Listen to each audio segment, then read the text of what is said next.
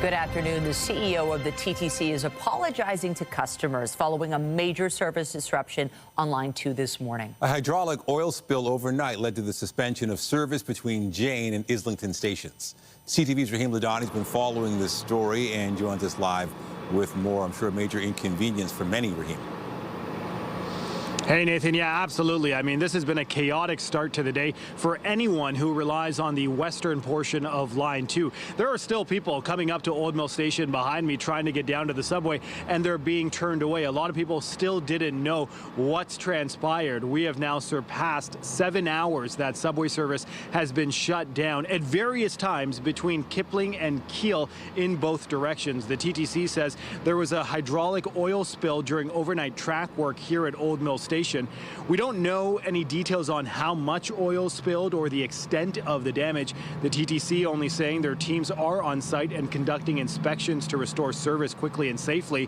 While commuters wait, they're having to rely on the 50 shuttle buses, which are now running along Bloor Street to get people from point A to B. Now, during the morning rush, this stretch of Bloor where we are was moving at a crawl's pace. A lot of people were late to work today. I want you to have a listen to how some people's experience has been.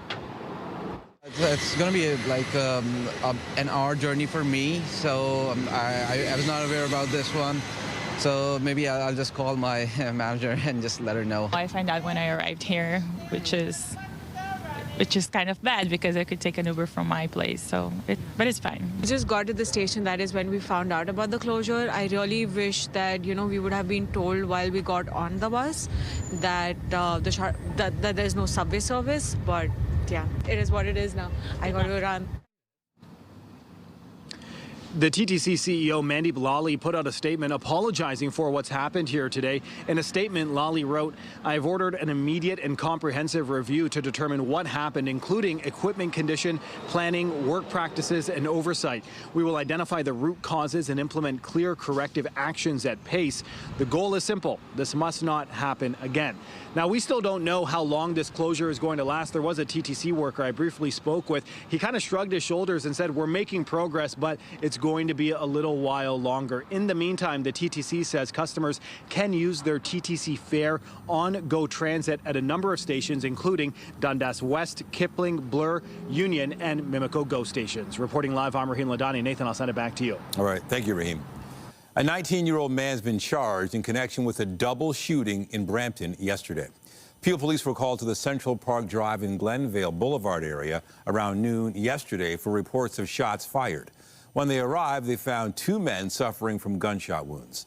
A 25-year-old man was taken to hospital in life-threatening condition, while a 21-year-old man was transported in serious but non-life-threatening condition. Police say they arrested 19-year-old Naesean Okoko following a short foot chase. He's facing a number of gun and drug-related charges, including attempted murder, aggravated assault, and unauthorized possession of a gun.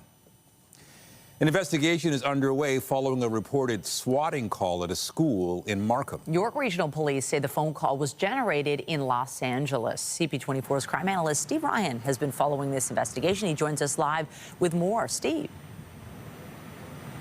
Michelle and Nathan, swatting occurs when somebody makes a false report to a police communications center, typically reporting a bomb threat or somebody with a gun. And York Regional Police say that's exactly what happened this morning here at Pierre, Elliott, Trudeau High School in Markham. They responded just before 8 o'clock this morning. As a result of this call, multiple officers attended the scene. And it's called swatting because oftentimes it's a SWAT team that responds. And if not a SWAT team, well, there would be plenty of officers responding to the one location. That's what we saw this morning. There was multiple police cars here at this high school. The high school was placed in lockdown, and for a short period of time, the students were all transferred out of the school, moved to a secondary location. Now, they've since come back to the school, but the investigation is still ongoing. Now, the police say that this call originated in Los Angeles, California, and swatting, by the way, is a criminal offense. It's public mischief. Public mischief happens when you make a false police report and you cause the police to enter into an investigation, and this is what's happened here at this school. Police tell us this is the second time that this exact same occurrence has taken place. So they are working now with the authorities in Los Angeles. The detectives are investigating this case,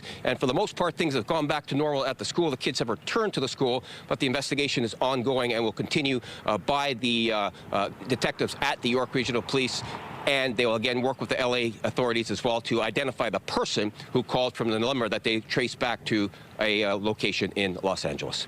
Very troubling and very disturbing for the police, and also very serious as well, because oftentimes the police anticipate that there is danger at this location that they're going to. They come heavily armed at times, and then when they learn that the call is a fake, it certainly can be dangerous for all parties involved. Very serious criminal investigation, again, being conducted by York Regional Police as they work with the authorities in Los Angeles, California. Back to you guys. CP24 Steve Ryan live in Markham this afternoon. Thank you. A man in his 30s is in hospital following a single vehicle crash early this morning. Emergency crews called to the intersection of Sherway Gardens Road and Sherway Gate just before 1 a.m. for reports that a vehicle had crashed into a pool. The driver ran from the scene but was later arrested. He was taken to hospital with serious injuries and has been charged with impaired driving. A car ended up on the lawn of a home after a crash with a bus in Oshawa. It happened just before midnight near Gibbons and Bond Street. The car ended up on the lawn of a nearby home following the crash. The cause is being investigated, and so far there's been no word on whether charges will be laid.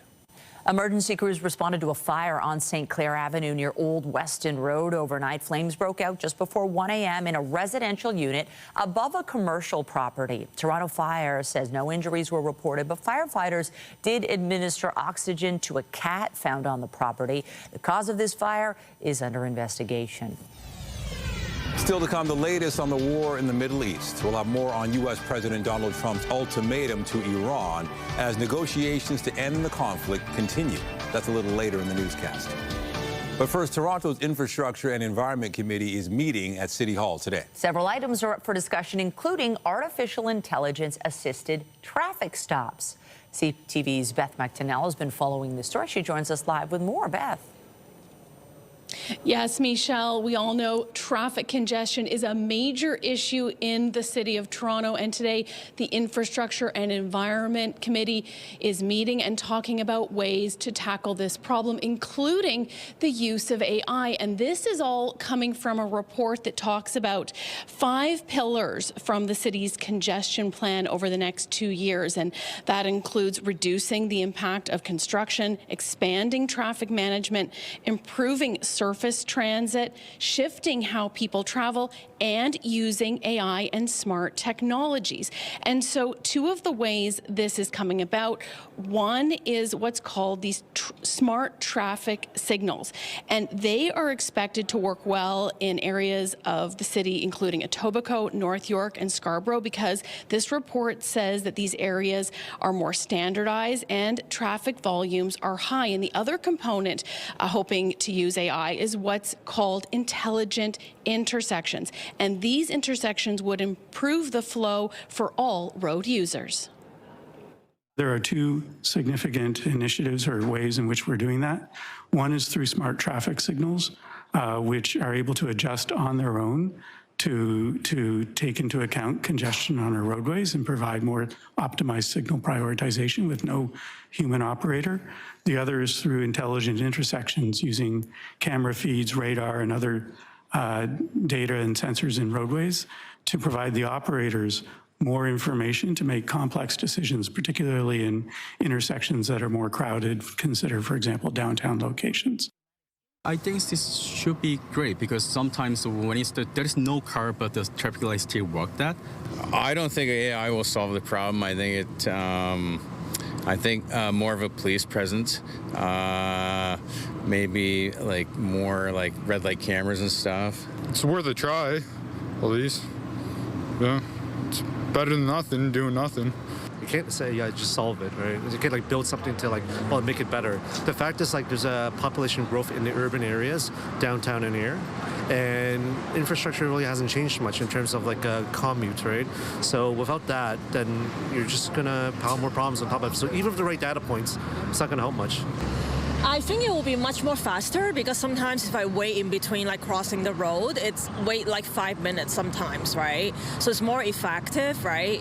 A lot of people would love to do AI, I'm in between, 50-50, I'll say, because I know it's off topic, but in the future, I don't want them to be replacing us. The congestion report talks about a goal of having 244 smart traffic signals through 2026. Reporting live, I'm Beth Macdonell. Nathan, back to you. Thank you, Beth. Meantime, the Prime Minister made an infrastructure announcement in the GTA this morning. Ottawa will spend $64 million on a new community centre and park in Brampton. It will be a space where families gather, where kids learn to swim, where athletes train, and where this great community grows. Carney says the 175,000 square foot Embleton Community Centre will feature a pool, gymnasium, fitness centre, childcare facility, and outdoor recreational amenities. It's the first of 13 projects under the $51 billion federal Build Communities Strong Fund. The provinces will contribute nearly $17 billion, in addition to billions from municipalities and private capital. Ontario slated to receive $6 billion over 10 years. Repairs are finished on a large sinkhole in Markham, which had been disrupting traffic since last week. The large crater opened up a week ago on Warden Avenue south of Major Mackenzie Drive. The ground gave way after consecutive nights of heavy rain. The area was closed to drivers while crews made the repairs. They had hoped to reopen the area over the weekend, but the work was finally completed yesterday. Canada's Wonderland is making its chaperone policy for younger guests permanent. All guests who are 15 years of age or younger will have to be accompanied by an adult older than 21 in order to be admitted or remain in the park after 4 p.m. each day. One chaperone cannot have more than 10 guests.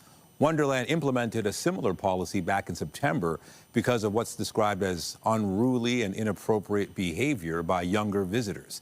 The new policy will be in effect for the entire 2026 season, which officially begins on May 3rd.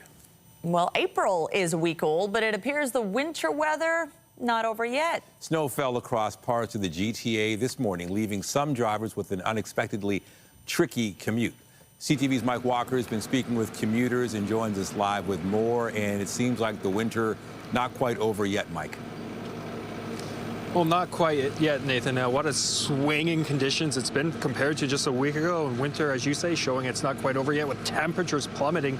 I spoke with some commuters who traveled from north of the city. They described slick conditions and an extra long drive to work. Now, take a look at this. We want to show you what the morning commute was like in the Scarborough area. One driver I spoke with said his commute from the Schomberg area took an extra 45 minutes. He described stretches of Highway 400 as very icy. The wild swinging conditions brought a dusting of snow across the city, strong wind gusts and frigid temperatures. This morning, we saw a lot of people bundled up in layers, with the wind chill making it feeling as cold as minus 15 at one point this morning. Here's more from some drivers we spoke with who tell us they are grateful they decided to keep their winter tires on. A lot of hectic driving, at least double the time to get from Schomberg out to the city this morning. We had a lot of icy conditions, a lot of ice buildup in the two left lanes. We saw a couple of accidents on the way in there this morning. Well, it was slippery in the morning, a little bit on the side streets, but mostly the major streets were really good. Absolutely sick of it. I want it to be gone. I need spring to finally show up and stay. I've had enough. The wild swing. And I think that's a sentiment many of us share. The OPP tell us there were no major issues on highways this morning. As for this cold snap, it's expected to be short-lived with another wild swinging conditions and a warm-up expected over the days ahead. Reporting live, I'm Mike Walker. Nathan, back to you. All right, thank you so much, Mike. Time now for a check on the forecast. There's a live look outside. Looks nice. I mean, we don't have a lot of clouds, clear skies, but we had some flurries this morning, and it's still chilly, although the temperatures are rising, and the rest of the week looks pretty good. Lindsay Morrison has a look at the current conditions. Hey, Lindsay. Hey, Nathan. Yeah, I like that you're focusing on the positive. We do have some nice days to look forward to, but my goodness, this morning, back to winter, nasty wind chills, and yes, lake effect snow. And it is lake effect because once again, the Great Lakes are no longer frozen. You can still see a couple of streamers, especially off Lake Huron. They are dissipating off Georgian Bay. Those are the ones that were impacting us. And there is still falling snow Kingston eastward, impacting areas like Cornwall, Brockville, and Ottawa. Closer look at the GTA shows the improvement, and that we're going to continue to see improvement through the afternoon with more in the way of sunshine, less in the way of clouds and flurries. But gusty northwest winds are going to keep our temperature below seasonal today. We're at -2 degrees at this hour, and we don't expect it to get much warmer than +2 today. We should be reaching highs of about 10 degrees this time of year. Coming up, we'll talk about the swing the other way with temperatures on the rise. That's coming up. But for now, Michelle, I'll send it over to you. Like the sounds of that. Thank you, Lindsay. Well, we're learning more about an alleged romance scam in March. A Canadian woman remains jailed in South Korea after her family says she was tricked into becoming a drug mule. CTV's Andrew Johnson has more on the legal strategy and what lawyers are calling a tragic case. Inside this South Korean jail, Spring Parks of Surrey, BC, has been locked up for more than 2 months.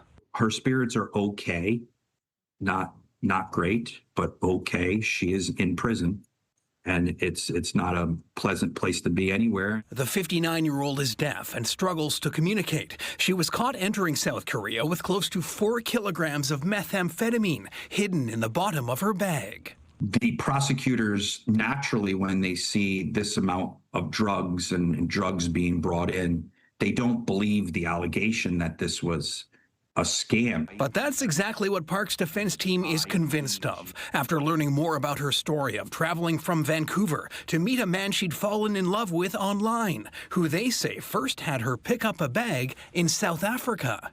They prey on wanting this love, wanting attention, wanting someone in their actual life in their later years. Even incredibly intelligent people get caught up in this. And for Parks, who lawyers say had no idea what was in the bag, then came the hard realization her new love was using her as a drug mule. She had a difficult time processing this whole situation. She was very emotional and sad. Her daughters, Andrea and Laureen, in Metro Vancouver, learned their mom was in a foreign jail in a single shocking text and haven't been able to speak to her. It's a mix of like trying to stay strong and then feeling completely overwhelmed at the same time. Since they first went public with their mom's story, they've also realized she is not alone.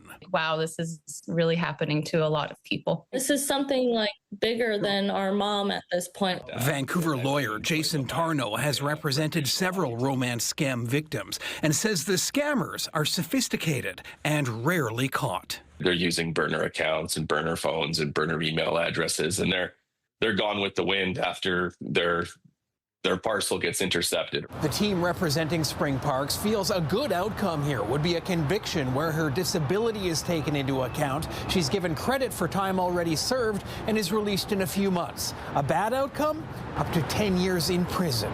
Andrew Johnson, CTV News, Vancouver. The cost of air travel is going up just as people start planning for summer vacation. Canada's major airlines are adding new surcharges as the war in Iran continues to drive up jet fuel prices. CTV's Josh Morano reports.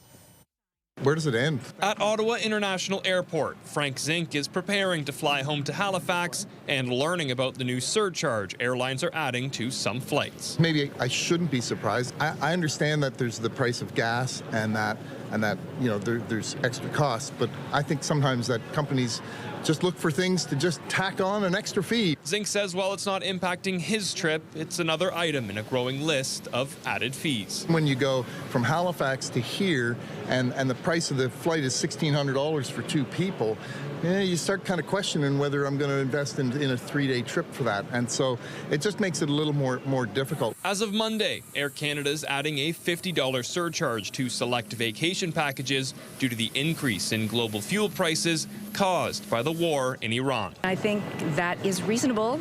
I don't like it, but it's sort of the world we're in right now, and I think businesses need to stay afloat, and that's what they need to do that. It's a real challenge for travelers now when to buy. The answer is never going to be cheaper than it is today. It's only going to go up as we approach the summer months. Other airlines are also raising prices. Porter and Air Transat have added similar fees, and WestJet also plans to add a surcharge on some bookings, along with canceling some flights in April and May. This will have a domino effect where these prices won't just go right back to pre-war times. So that's going to have an effect on the airlines. And ultimately, the surcharge, I think, is just the beginning. This could lead to much higher airfares. Back at the airport, Zink says that domino effect is what he fears. Air travel may soon be too expensive for him. You start kind of questioning whether I'm going to invest in a 3-day trip for that. And so it just makes it a little more difficult. We're actually coming back here in August, and we've decided to drive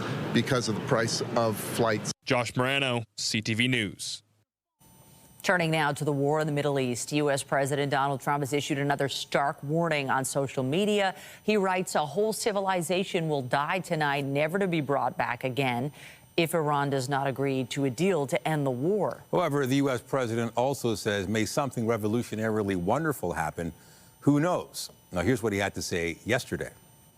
Every bridge in Iran will be decimated. Every power plant in Iran will be out of business, burning, exploding. Trump also says he's not at all concerned about committing possible war crimes if Iranian infrastructure is destroyed.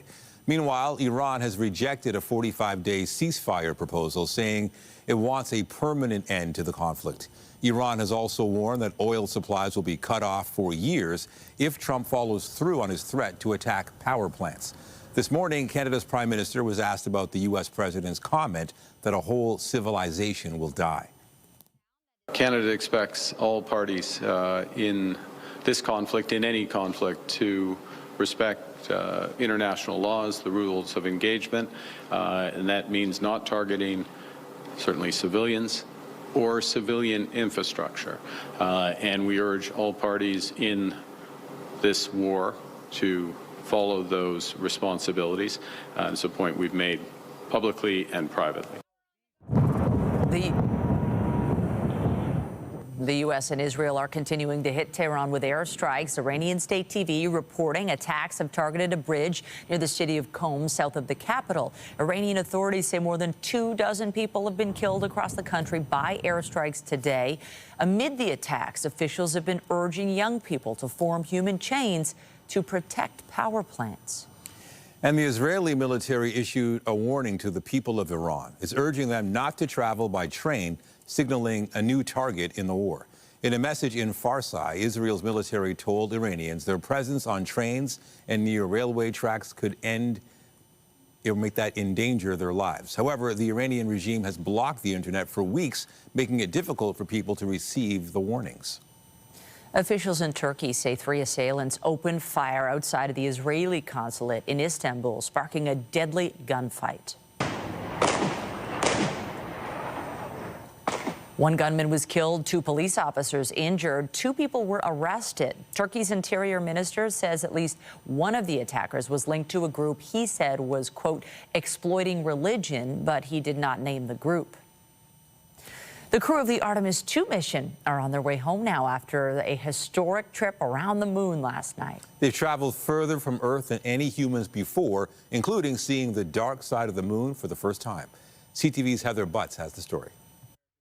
From the cabin of integrity here. A monumental moment for deep space exploration, marked with some poignant words by Canadian astronaut Jeremy Hansen. As we surpass the furthest distance humans have ever traveled from planet Earth, we do so in honoring the extraordinary efforts and feats of our predecessors in human space exploration.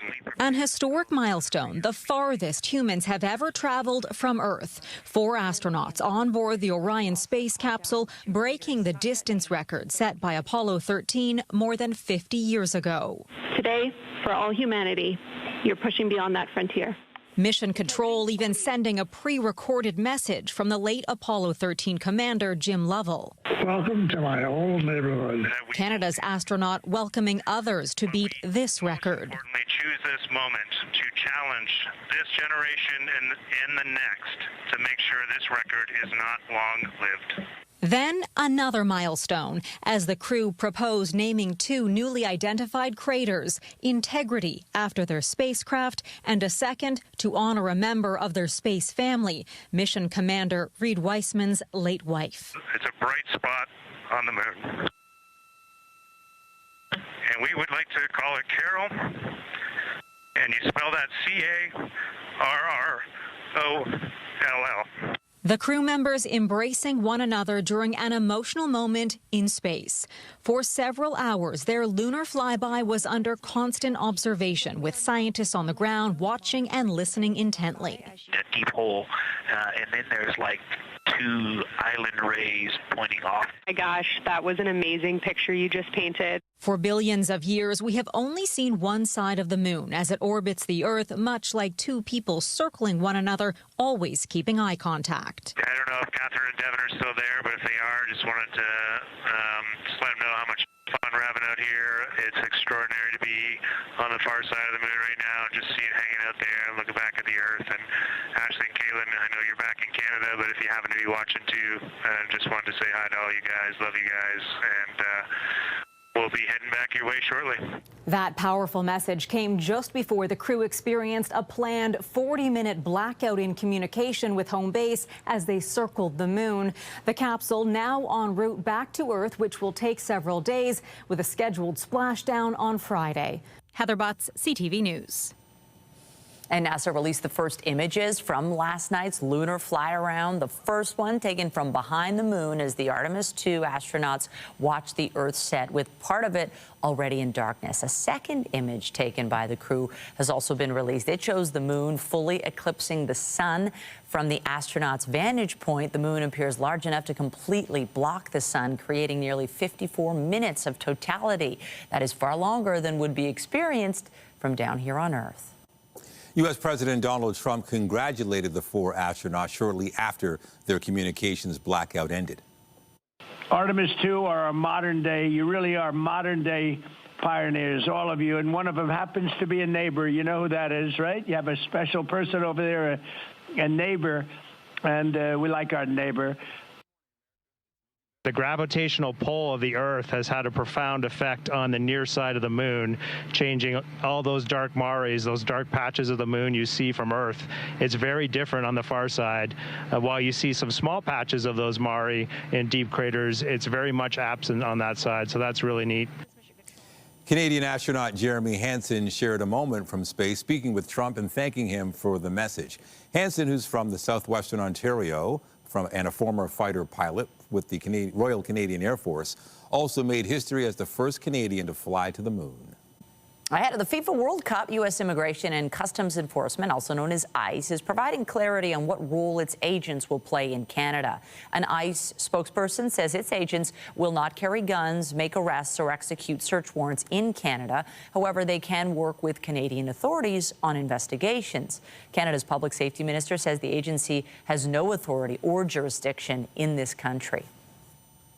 Well, maple syrup season has gotten off to a sluggish start, with some smaller producers saying they are behind schedule. CTV's Maria Saru has more on what's behind the slow flow of sap and what it could mean for overall supply.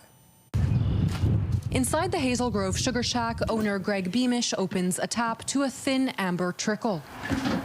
The evaporator is quiet. No sap coming in means no boil today. He says so far this is his worst season since starting this small operation more than a decade ago. I'm noticeably further behind than I normally am. It'll be the first year in 12 years I have such little sap. By now, he should have about 10,000 liters of sap boiled off. Instead, he's at under 3,500. putting production at about 1/3 of where it would usually be. If I stay where I'm at, yeah, it'll be a poor year. It'll hurt my pocketbook in the long run. Maple sap runs best when nights freeze and days thaw. But this spring has stayed too cold in some parts of the country, stifling the flow. In Quebec, producers recently reported running about 30% behind last year's pace. And it's what makers across the Maritimes are dealing with too, says the New Brunswick Maple Syrup Association. If you did plan some investment to change equipment or whatever, you will need to wait another year. For now, Beamish closes the lid and waits on a warmer stretch. There's still time for the season to turn, and he's hopeful. But each passing day leaves less room to catch up. If production doesn't ramp up by the end of April, Beamish says he could run out of maple syrup to sell before Christmas. Maria Saru, CTV News, Rustico, Prince Edward Island. And the temperatures haven't been cooperating all that well either here in southern Ontario. We have been one extreme or the other, very cold or very mild. Today is one of the cold days, 2 degrees for a high. That's quite cold for 1 week now into April, but at least we're going to enjoy sunshine through the afternoon and the early part of the evening. Another cold night tonight, dropping to -5 degrees, but it's going to feel more like -7 once you factor in the winds. Some sun for tomorrow too, and then a return to some active weather, first in the form of showers, and then by Friday we could get some rain or some snow. We're going to take a detailed look at your 7-day forecast after this break here on CTV News at noon. Stay with us. When you see it happen, send it to CTV News. Text 10400 from your screen to ours. Text 10400. Well, it's a beautiful sunny day, but it's hard not to just have something to say about the cold today. Incredible watching people. I was walking downtown and you could just see shoulders hunched. Everybody's just kind of annoyed, and it's not as cold as it was deep in the winter, but we've had a reprieve, and so we're not built for this now. Right, because we're in the spring and we're thinking maybe this is behind us. And yeah, it was almost upsetting seeing the flurries coming down. And it was felt like -15 this morning, wind chill, which was hard to believe. I know. It is upsetting, and this should be behind us, but every year in April we get a day or two like this. One other thing we haven't really talked about is just how icy it was out there. Depending on where you're joining us from in the GTA, you may have struggled to get your car door open. Perhaps you noticed some slippery sidewalks. Now, as the temperature rises a little bit into the afternoon, that will be less of a concern, but temperature's not rising all that much today. It is going to soar in a couple of days, though. Weather is brought to you by the Presler Law Firm. Injury lawyers, you don't pay unless they win. Here's what it looked like in Oshawa this morning. Yeah, that's a slippery sidewalk right there. You can see the accumulating snow on the ground. We've had lake effect flurries since last night, continuing today. Blustery winds, and those winds directly out of the north and northwest. So that is cold Arctic air returning to southern Ontario. Just what we want 7 days into April, right? Not so much. There is still a special weather statement in place for the Kingston area, but otherwise those advisories have now come to an end. Another look at the satellite and radar. These flurries, this snow is going to continue to taper off as we make our way through the afternoon and into the early part of the evening. It's a mostly sunny afternoon for us today. Next disturbance, and then the one after that, developing as we speak. So this is what we're in for on Thursday. A front that's going to bring us a few showers. And then there's a weather maker for Friday, which we're also going to talk about, because we could get, once again, a little bit of a mix of maybe snow and rain. There's an increase in cloud cover late for Wednesday, but overall a great day. Here comes the front for Thursday. This is also our very warm day, which we'll talk about in a moment. But watch for some midday showers, followed by clearing. And then Friday morning, snow or rain, depending on where you are. There's also a little bit of a mixing line that appears to be slicing right through the city of Toronto. And again, that gets going Friday morning. So just plan accordingly for that. Start thinking ahead. It is -1 degree this hour in Windsor. It's -2 at Pearson Airport. It is -9 though in North Bay, and -5 in Ottawa. Tonight, we're going to drop overnight to a low of about -7 degrees. It's going to feel -5, feeling like -7. Tomorrow though, +7 for a daytime all-time high. Hopefully a lot of that snow melts away. We're going to have an easterly wind this time. Overall, though, this is a pretty nice day for tomorrow. Near seasonal, 10 is our average temperature. Many areas are going to be shy of that, but an improvement from today. We soar above seasonal for Thursday with a forecast high of 18 degrees. That is short-lived because Friday we are back down around 5 for a high and going to be close to freezing as that mixed precipitation potentially moves through. So that's the short-range forecast. Let's talk about your weekend. Sunshine for Saturday and a high of 12. A little bit of cloud cover for Sunday, but still mild into next week. Some showers returning for Monday. That's the weather for now. Nathan, over to you. All right, thank you, Lindsay. The Blue Jays are struggling. They've lost 5 straight, while their rival, the Los Angeles Dodgers, are crushing it. Tucker not going, and Hernandez hits it deep to left field for a 2-run homer. The Dodgers walloped the Jays last night, beating them 14-2 in their first meeting since Game 7 of the World Series last year. The Jays will turn to their ace, Kevin Gausman, tonight as they look to break out of their losing skid. First pitch is set for just after 7 p.m. at Rogers Center. And Jays catcher Alejandro Kirk is set to have surgery on his left thumb today. He was fractured by a foul tip during Friday's loss to the Chicago White Sox. The Jays say Kirk is expected to be out for between 3 to 6 weeks. The Raptors will be looking to maintain their grip on the 6th spot in the NBA's Eastern Conference when they take on the Miami Heat tonight. Shot clock down. Brown fading in the corner. The team lost 115-101 to the Boston Celtics on Sunday. The Raptors are ahead of 3 other teams for the 6th spot in the East, which is the final spot to avoid a play-in game to make the playoffs. Despite being in 10th place, Miami is only 2 games back of Toronto. Tip-off for tonight's game is set for just after 7:30 at Scotiabank Arena. Single game tickets for Toronto Tempo games at Coca-Cola Coliseum go on sale this week. A Tempo member pre-sale is happening now, with other pre-sales set to happen throughout the week. The general public will get their first chance to buy single game tickets Friday morning at 10. The Tempo hosts Washington for their season opener May 8th. The team revealed its roster this past weekend after picking 11 players in the WNBA expansion draft. Still to come on CTV News at noon, marking National Caregiver Day, calling out the strain being placed on caregivers across the country. More when we return.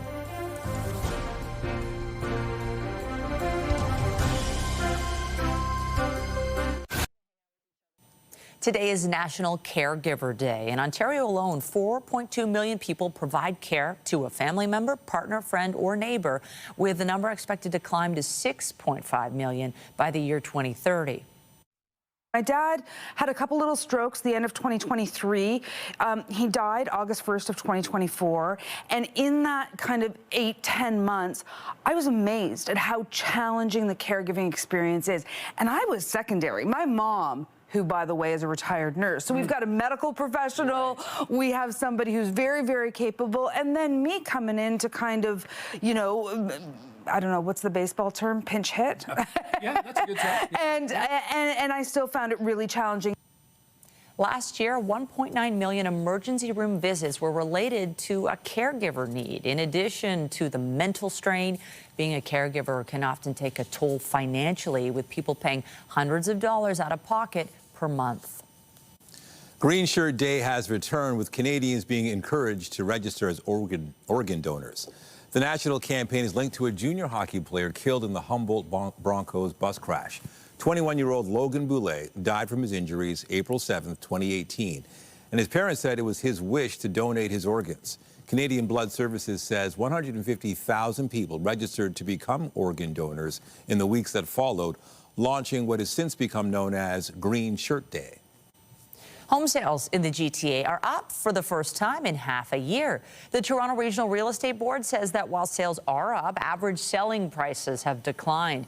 More than 5,000 homes changed hands in March. That represents a 1.7% increase compared to last year, marking the first increase since September. However, the average selling price dropped 6.7% compared to March of 2025 to just over $1 million. If you look at affordability, so people's monthly payment relative to their income, we've seen a real improvement in that over the last 1.5 to 2 years as both selling prices and borrowing costs have been trending lower, yet we hadn't seen many people sort of moving back off the sidelines and into the marketplace. And so it looks like as we move into spring, we may be starting to see that. And at the same time, we've been eating into inventories. And so the market actually tightened up a little bit too. So, still a lot of choice out there, still a lot of negotiating power. But I think, if we continue to see this trend, we'll probably see some support for pricing in the months ahead as well. The Trevor report finds there were roughly 14,500 new listings on the market in March, which is down 16.7% compared to last year. Still to come, Kanye West has been barred from traveling to the UK. We'll have the details when we come back. Get Toronto's top stories, breaking news alerts, and watch live. Download the CTV News app. Local politicians in Eastern Ontario are calling on the federal government to change its approach to its return to office mandate. As CTV's Kimberly Johnson tells us, there are calls for the creation of regional offices, which would allow employees to stay closer to home. Federal workers flocked to areas outside Ottawa when remote work mandates went into effect during the pandemic.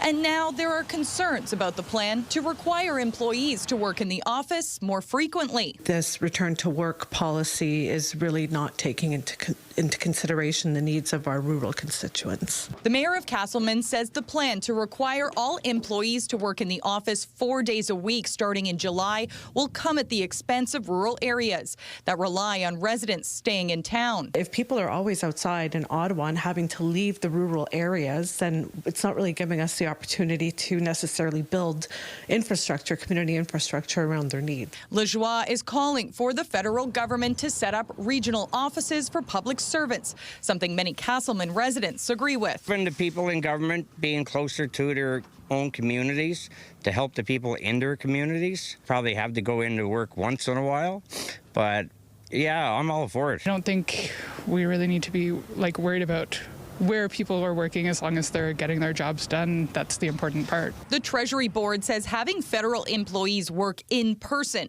boosts collaboration and culture. But another concern, traffic. Not having federal workers on the roads into downtown Ottawa every day sounds good to Camille Villeneuve, who frequently drives into the city. I'm a nurse at the Ottawa Hospital. I don't have a choice to go in and out, but just to have that minimized traffic during the weekdays is honestly almost a godsend.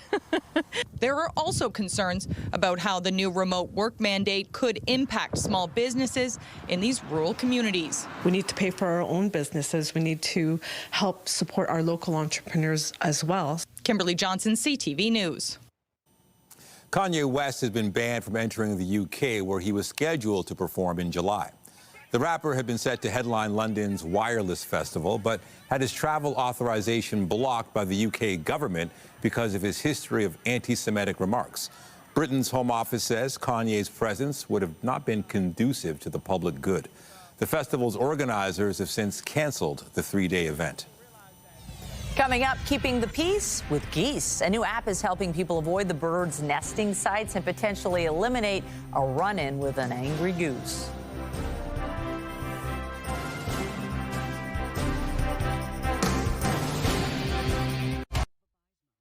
Well, as the weather warms up, geese can get aggressive. It all comes as they battle for space during nesting season. Now, a new interactive map is helping students avoid the geese taking up residence on the University of Waterloo campus. CTV's Karis Mapp has the details. Warmer weather means nesting season for Canada geese, a time of year when they're known to be aggressive. Honestly, I love the geese. I think they're a great part of the campus atmosphere. I think they're really cute. They're really goofy little guys. While some don't mind, others have stories about the animals getting a little too close for comfort. I was walking towards school, and a goose, I guess, was protecting its mate, and she was, I think, laying an egg or eating or something, and it proceeded to start wandering around it, started coming towards me and hissed at me, actually, and then started chasing after me. Encounters like this aren't new. It was almost a year ago when aggressive geese had some students in Uptown Waterloo afraid to leave their homes. And just last week, this scene in a coffee shop on the Laurier campus. It's believed the goose had wandered in through a sliding door. A new interactive map is aiming to give the birds a little more space. It's called wattleloo.com. Launched last month, it uses AI technology to map out geese sightings and a color-coded advisory system based on their perceived aggression level. It'll even suggest the safest route to take to try to avoid them altogether. I've lived in Winnipeg, I've lived in Richmond Hill, Newmarket, Toronto. I've never seen this many geese in one area. The website's developer told CTV News he built the map because the goose problem is funny until you're the one getting chased, noting that nesting season genuinely changes how students on campus move around. Yeah, I've heard about it. I would have loved that in the beginning of the year, so I knew where to avoid, where not to go. Yeah. Because I'm really scared. If it's just so people know which nesting sites to avoid, that sounds like a good idea so that they can avoid disturbing the geese. Hoping that a little technology can help keep the peace with the geese. Kara Smap, CTV News, Waterloo. Funny till it's not funny. I know, they look like so that. lovely. Good idea. Until they attack. We are starting to see a lot more of them out there, too. I don't know if you've noticed. It's the sign of spring. You know, there's good things and bad things with spring. I think with April, the fact that you can get snow, too. Yeah, I mean, it is a sign of spring, a little bit of snow in April. We don't like it, but it happens. And here's one more look at the satellite and radar. The snow is tapering off just about everywhere. You can see those lake effect bands shrinking, and that will continue as the afternoon goes on. We're going to enjoy beautiful sunshine for the rest of the day and waking up tomorrow morning. But once again, you cannot let that sunshine fool you. It is going to be cold for an April day. -4 degrees to kick things off. Feeling colder than that once again. We do rebound a little better tomorrow afternoon. 7 is the forecast daytime high. Again, mainly sunny skies. We will get a bit of an increase in cloud as the day goes on. Thursday, warm at 18 degrees, but watch for some midday showers. Friday, we are unsettled again with the temperature fluctuating. We could see some rain. We could see some snow. The weekend looks dry. Sunday, a little cloudier than Saturday, and we remain above seasonal through early next week. Nathan and Michelle. All right. Thank you, Lindsay. And that is it for CTV News at noon. Remember, you can get Toronto's breaking news all day long on CP24 and at ctvnewstoronto.ca. For Lindsay Morrison and all of us here, have a pleasant afternoon. I'm Michelle Dubé. And I'm Nathan Downer. Be sure to join us later for CTV News at 5 and 6.